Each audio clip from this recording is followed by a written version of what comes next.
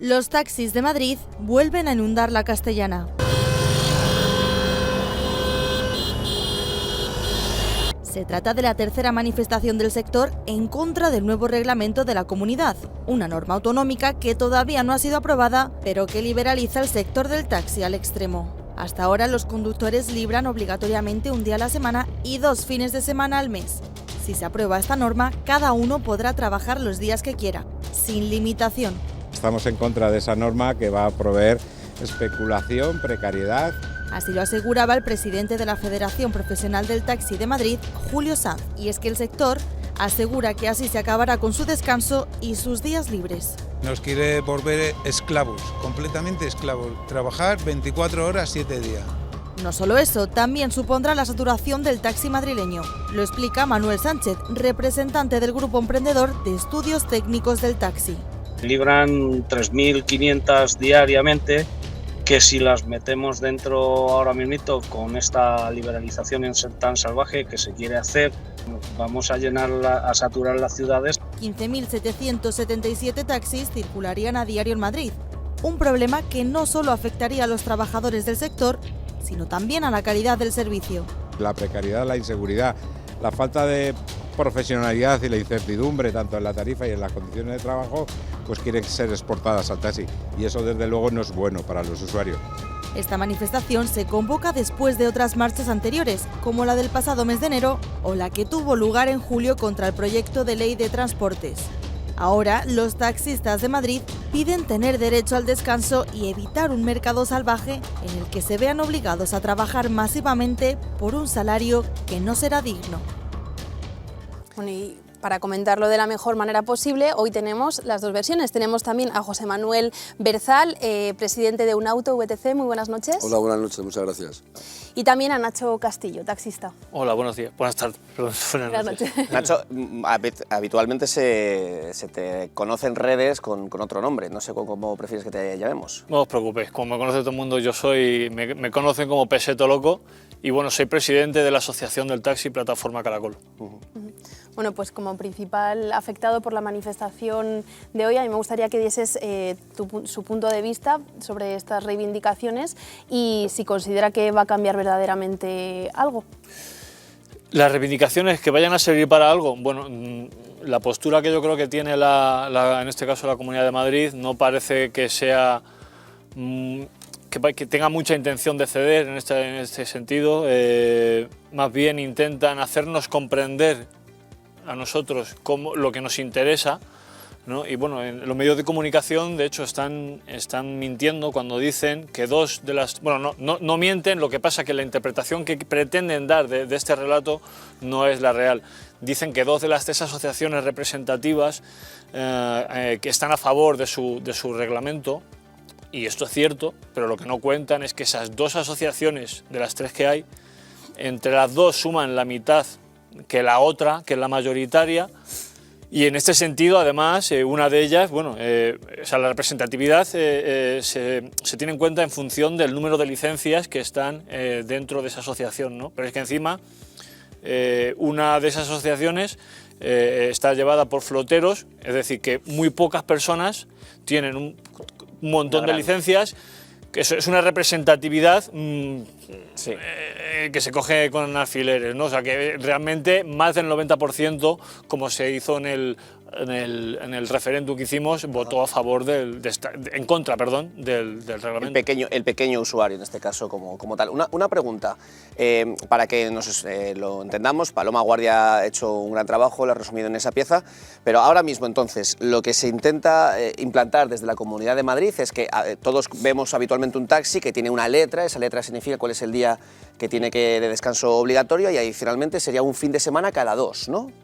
No, en un principio sería 24/7, 24 horas, 7 días a la semana. No, me refiero hasta ahora lo que... Sí, no, hasta ahora lo que teníamos es un día fijo intersemanal, por ejemplo el mío, yo libro todos los lunes, y luego los días festivos me toca trabajar los impares. Entonces, cada semana, el fin de semana es rotativo. Unas semanas libres el sábado y otras el domingo, pero el día intersemanal siempre estaba fijo. Y con esta medida se acabaría esa limitación, de forma que quien quiera puede hacer 24 horas seguidas, quien quiera puede dejar de trabajar 3 días Exacto. seguidos, etc. En los autónomos sí, porque no tenemos nuestra jornada laboral limitada. Entonces, claro, eso no solo es unas condiciones laborales que se genera una espiral de explotación y de autoexplotación, porque todo esto estaría muy bien. Desde la Comunidad de Madrid nos dicen, no es que os eliminemos el día de libranza, es que os dejamos librar cuando queráis.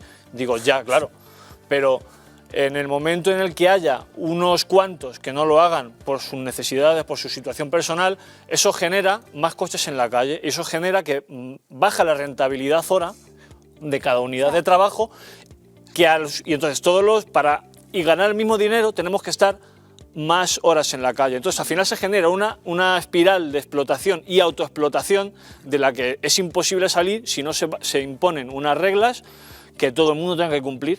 O sea, digamos que ya no solo competiríais con los VTC, sino que estaríais compitiendo de manera masiva contra vosotros mismos. No, es que no, de hecho, a ver, nuestra competencia más directa somos nosotros mismos, que somos y por ley quienes podemos competir en el servicio de mano alzada, en todo lo que, entonces nuestra competencia más directa somos nosotros mismos. A más coches en la calle tocamos a menos. Es matemáticas. Señor Berzal, ustedes desde el sector de las VTC, no sé si tienen una opinión unitaria o por lo menos usted a título personal, ¿cómo ven este cambio de reglamento? Bueno, son dos cosas diferentes. Uno, opinión personal sí que tengo, lógicamente, de este tema y de cualquier tema que me pueda preguntar. Y mi opinión personal es que yo, por mis propias convicciones, creo en que las políticas liberales son mejores que las políticas reguladoras. Esa es mi modesta opinión, ¿no? Pero yo no soy quien, ni a título personal, ni ahora hablaré como presidente de la patronal que represento, la mayoritaria en la Comunidad de Madrid del sector de la VTC, yo no soy quien, y nunca lo haría, para dar una opinión en relación a lo que opina el representante del sector del taxi. Lo que sí que digo es que desde el sector de la VTC nosotros pretendemos desde el primer momento conciliar una buena relación con el sector del taxi. Entendemos que tenemos que encontrar un espacio de convivencia razonado y razonable. Entendemos que tanto el sector del taxi como el sector de la VTC tenemos que avanzar en regulaciones modernas y que vayan de acuerdo, lógicamente, con lo que es más importante, con las necesidades del usuario y el consumidor. Y por otra parte, desde el sector de la VTC, pues sí que estamos de acuerdo en lo que respecta a nuestro sector, en las medidas que el Gobierno, con la modificación hace unos meses de la Ley de Transportes de la Comunidad de Madrid, las medidas que se han adoptado, porque nos han habilitado a poder seguir trabajando en la Comunidad de Madrid, a seguir haciendo servicio urbano e interurbano, pero siempre desde nuestra postura intentando, y no vamos a tirar la toalla en ese sentido ni en ninguno, conciliar los intereses comunes que podemos tener el sector del taxi y el sector de la VTC. Porque que no le quepa a nadie ninguna duda, tenemos intereses comunes que son más los que nos unen que aquellos de los que estamos distanciados, porque el sector de la movilidad, no solamente en Madrid, no solamente en España, sino en Europa, está sometido a una transformación muy rápida en la que tenemos que conciliar la defensa que en definitiva permita la libertad del usuario para elegir en cada momento y que permita la sostenibilidad de autónomos, pequeñas, grandes empresas en un marco jurídico razonable para todos. Julio. Yo en este caso creo que la liberalización perjudica a los pequeños y en ese sentido me opongo a ella. Se vio también con la liberalización de los horarios comerciales, benefició a las grandes superficies y perjudicó a los pequeños comercios, pues exigían a los propietarios de los pequeños comercios pues bueno, jornadas laborales intempestivas, trabajar todos los días para poder competir con las grandes superficies y ni siquiera. Creo que desde hace unas décadas asistimos a un proceso de concentración de la propiedad y de los medios de producción y que ese proceso, esa dinámica es indeseable. ¿Por qué? Pues porque la concentración de la propiedad, de la concentración del poder económico, implica también una concentración del poder y homogeneiza mucho. La realidad es que es preferible la existencia de una multitud de pequeños propietarios a la existencia de un puñado de grandes empresas que se reparten el pastel. Creo que la liberalización en este sentido, como decía Peseto Loco, contribuye a esa concentración y que perjudica a los de siempre, perjudica a los pequeños propietarios, a los que les somete a jornadas laborales verdaderamente intolerables y a los que esclaviza. Bueno, los que en cualquier caso, si eso se produce, y evidentemente yo creo que estaremos todos en contra, los que se someten a jornadas laborales inhumanas serían ellos mismos. No. Sí, se ven obligados para competir con las vamos grandes a escuchar a cada uno, porque como precisamente tenemos dos invitados expertos, queremos que si debaten sean ellos, que cada uno exponga sus argumentos. En cualquier caso, yo quería rescatar una de las cosas que apuntaba el señor Berzal, que creo que es importante, ¿no? Creo que deberíamos avanzar hacia una legislación uniforme para un producto idéntico, ¿no? Es decir, no podemos aspirar a que haya dos universos legislativos paralelos completamente diferentes cuando el servicio a pie de calle es evidentemente el mismo. Digo más, es que deberíamos tener una legislación unificada a nivel nacional, que es lo que había antes que el ministro Ábalos, este señor que era famoso por otras cosas, se quitase el muerto de encima y le diese este muerto a las comunidades autónomas. Dicho esto, yo creo que es interesante y es necesario mirar las condiciones de trabajo de los trabajadores del sector, pero también es necesario preguntar al usuario. Y el usuario, ¿qué está diciendo? El usuario dijo hace mucho tiempo que el sistema del taxi, el tradicional sistema del taxi, era caduco, no estaba funcionando. Se abrió el mercado y, oye, tenía éxito. Una de los mantras que repetía el sector del taxi tradicionalmente es que en una ciudad como Madrid no hacían falta más licencias, que subía artificialmente el valor de la licencia. Llegaron, ¿cuántos VTCs hay en Madrid? Disculpa, señor Berzal. 8.000. 8.000 y resulta que había sitio para estos 8.000, ¿no? Con lo cual, esto es mucho más complejo de lo que parece en un principio, ¿no? Beatriz Talegón. Efectivamente es complejo porque creo que hay un punto de partida básico en todo esto y es que el taxi es un servicio público y esto no se nos puede olvidar. Aquí hay unos trabajadores de un servicio público versus unas compañías privadas. ¿Qué significa esto? Esto es básico. Cualquier ciudadano de Madrid, en este caso, que a cualquier hora del día necesite un taxi, está garantizado que habrá un taxista que irá al lugar donde le llamen y irá a recogerle. Cuando esto pasa con empresas privadas que no tienen la obligación como servicio público, que no son, pues te puedes encontrar con lo que terminó pasando en Nueva York, cuando llegaron este tipo de empresas que eran súper guays, ¿no? Porque el coche era maravilloso, porque el chofer era monísimo, porque te recibían con el traje, te ponían una Coca-Cola, te preguntaban qué música querías escuchar y encima en un primer momento era más barato. Claro, la OPA que hicieron contra el servicio del taxi lo reventaron, ¿no? ¿Qué pasó después? Cuando básicamente coparon el mercado y reventaron a los taxistas, ¿qué otra cosa hay que decir? Los taxistas, el Peseto que tenemos aquí y todos sus compañeros han tenido que pagar una auténtica pasta para poder tener una licencia y ese coche que sacan. O sea, que cuesta a veces como un piso, ¿eh? Y la inversión que ha hecho esta gente hay que tenerla muy en cuenta también, porque ya no es solamente que se ganen la vida trabajando, es que el tener una licencia cuesta un dineral y esto también la gente tiene que saberlo.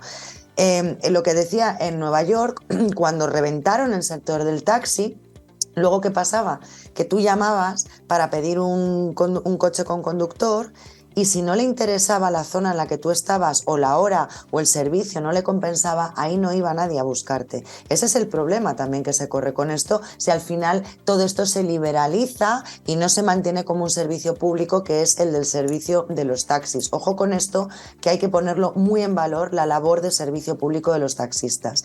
Ahora tengo entendido que en Nueva York han llegado a un ten con ten y en la propia, por ejemplo, plataforma de Uber puedes pedir un taxi. Lo que yo creo es que lejos de liberalizar al sector del taxi, lo que se tendría que hacer es regular al sector de los coches con conductor y exigirles unas condiciones que equiparen de alguna manera y que no le hagan esta OPA hostil, este dumping tan brutal al servicio del servicio público que es del taxi, que además ellos, repito, tienen que pagar, que ahora me gustaría, si tienen la oportunidad, Peseto, loco, de contarnos cuánto le cuesta a un taxista tener que pagar por una licencia y lo que supone, ¿eh? Porque si no, a esta gente también parece que le están haciendo el timo de la estampita. Te viene un multimillonario con una flota contratando conductores y no tiene que arriesgar lo que están arriesgando estos trabajadores a nivel individual para poder sacar su coche a conducirlo. Esa pregunta, Bea, es interesante y yo además quiero también reformularla. Si ahora mismo con las condiciones actuales del sector, ¿tú volverías a adquirir una licencia? Me lo pensaría muy mucho, y seguramente me metería de conductor. Una de las cosas que quería contestar, de que decía que el compañero que entraron 8.000 VTCs y aquí seguimos, sí seguimos, pero malviviendo. O sea, para hacer, como decimos los taxistas, la hoja, incluso, y las VTC les ocurre lo mismo, tenemos que trabajar muchas más horas de las que serían recomendables. Un taxista no baja de la jornada laboral de 12 horas. De 12 horas no baja, ningún día. Entonces, mientras no consigamos que tanto el taxi como el VTC, ojo, logre conseguir llevar un sueldo razonable a casa con una jornada laboral digna, eso significa que sobran coches, tanto taxis como VTCs. Otra de las cosas que había dicho es que había que equiparar, ¿no?, con una ley para todos. Si se equipara a la VTC al taxi, se estaría expropiando al taxi de unos derechos que han surgido provenientes de unas obligaciones, ¿no?, de una serie de obligaciones que nos han obligado a cumplir, unos requisitos que nos han obligado a cumplir que a otros no. Entonces, si nos equiparan por la puerta de atrás, ahí va a haber unas demandas patrimoniales, como de hecho ya está habiendo, y entonces eso al final va a costar dinero a las arcas públicas. Yo quisiera intervenir. Sí. Bien, muchas gracias. Quiero agradecer especialmente a Javier su intervención porque yo creo que ha interpretado muy bien, y con esto no desprecio las interpretaciones que están haciendo nuestros compañeros de mesa, ni tampoco la periodista que lo ha hecho a través de la grabación que se acaba de poner. Ha interpretado muy bien lo que es el sector de la movilidad. El sector de la movilidad primero tiene que primar la libertad individual de los ciudadanos para poder elegir en cada momento qué servicio quieren tener. Dos, nosotros seguimos pensando con rigor y convencidos que el sector del taxi y el sector de la VTC tenemos que converger en muchas cosas. Efectivamente, no podremos coincidir porque la modalidad de captación de un taxi nunca va a ser la modalidad de captación de la VTC. Nosotros, a través de las nuevas tecnologías, evidentemente, uno solicita un servicio y nunca hemos pretendido ni le vamos a demandar que nos paren a mano alzada ni tener paradas en ninguna ciudad de España, ni tampoco, por supuesto, en Madrid, que somos la capital del reino, ¿vale? 3, en cuanto a la explotación. Aquí nadie explota a nadie, al menos en el sector de la VTC. Nosotros tenemos un convenio colectivo que hemos firmado las patronales con los sindicatos representativos del sector en la Comunidad de Madrid. 4, yo creo que nadie estamos autorizados a privar a ninguna empresa a la hora de hacer una inversión. Es decir, que si aquí vienen inversores, tanto españoles como extranjeros, a querer desarrollar la actividad del sector de la movilidad en el VTC o en el taxi, tienen que tener la oportunidad de poder invertir, porque España somos un país que tenemos que dar esa oportunidad. Y luego, 4 o 5, no me acuerdo ya en qué punto estoy. Estamos mezclando muchos debates. Ni España ni Madrid somos Estados Unidos ni Nueva York, ni exactamente lo que se acaba de comentar por la compañera periodista es la realidad. No es la realidad. Para conocer estos sectores, también el del taxi, hay que estar muy encima todos los días, ¿vale? Y yo creo que mezclar debates no es oportuno. Una pregunta que yo os quería trasladar a los dos es que, evidentemente, aquí hay dos debates, hay dos situaciones. Primero, la introducción del sector de las VTC, estando ya preexistente el sector del taxi, que en teoría tiene una condición de servicio público, que tiene unas obligaciones, que se les obligó a comprar una licencia, que se les obliga a cumplir unos requisitos, tanto económicos como de otra índole, que el sector de las VTC no tiene. El sector de las VTC, evidentemente, no tiene, y usted mismo estaba explicando, que no quiere competir en el acaparar clientes a mano alzada. Son sectores diferentes, pero con estas medidas que se están implantando, y es lo que creemos, por lo menos que también está reivindicando el mundo del taxi, se está avanzando hacia una liberalización que a vosotros, que ya habéis comprado y tenéis unas obligaciones previas, ¿en qué situación os deja? Mira, es que hay una parte que no se ha hablado aquí y, bueno, de hecho no se ha hablado en casi ningún medio de comunicación, que realmente es la madre del cordero de este reglamento que pretende aprobar Isabel Díaz Ayuso. Por un lado, quieren abrir la figura jurídica. ¿Qué significa esto? Que empresas puedan ser propietarias de hasta 50 licencias de taxi. Ahí está. Eso es la clave. Bueno, y otra cosa, que los taxis no tengan ya por qué ser, no tengan por qué ir pintados como taxis. Como un distintivo. Entonces, ¿qué nos están haciendo con esto? Nos quieren convertir en VTCs por la puerta de atrás. Exacto. Entonces, claro, al final es eso. O sea, ya te quitan, permiten entrar a los fondos buitre a ser propietarios de todas las cantidades de licencias de taxi que quieran, porque generan 4 o 5 empresas, 50 licencias cada una, y fíjate, se hacen con el control, se hacen con un monopolio real. Otra cosa, han quitado, o van a quitar, ¿no? Con la aprobación, la tarifa, van a abrir la tarifa telemática, es decir, que los servicios que se contraten telemáticamente a través del taxi podrá fluctuar en base a la demanda, tal y como hacen las VTCs. Eso, claro, eso es un paso atrás. O sea, las tarifas del taxi se crearon precisamente para que los taxistas no pudiesen abusar de la necesidad de la gente. Entonces, ¿qué ocurre con estas tarifas dinámicas? Que en vez de que el taxista te pueda cobrar lo que le salga de las narices, pues ahora te cobrará lo que le salga del algoritmo. Nacho, es que quiero decir, que estáis todos, además es un debate muy educado, que muchas veces hay mucha tensión en el debate de este sector y estáis siendo todos muy educados. Quiero decir que dentro de un respeto y dentro de un orden podéis no interrumpiros, pero seguir comentando. Adelante. No sé si estaba primero Javier. Sí, adelante, lo tengo. Bueno, Javier. Yo tenía varias cosas que han salido por apuntar, ¿no? En primer lugar, se hablaba del precio de la licencia, que yo creo que es verdaderamente el punto clave de los taxistas. Yo quiero recordar que no es un precio público, ¿eh?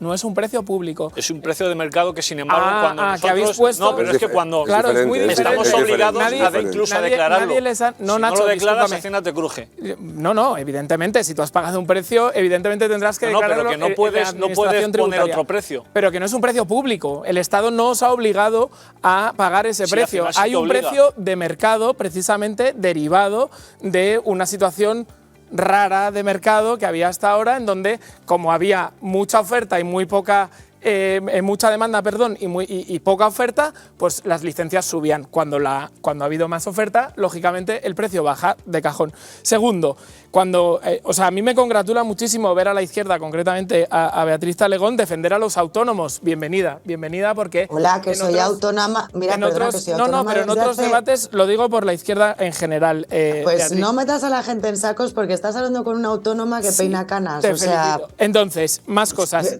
Criticamos que las empresas de VTC tengan muchísimas licencias, pero antes de abrirse el mercado a las VTCs había taxistas con muchas licencias, ¿eh? Y nadie decía nada aquí. Nadie decía nada. Pero que vamos a combatir el abuso con un abuso mayor.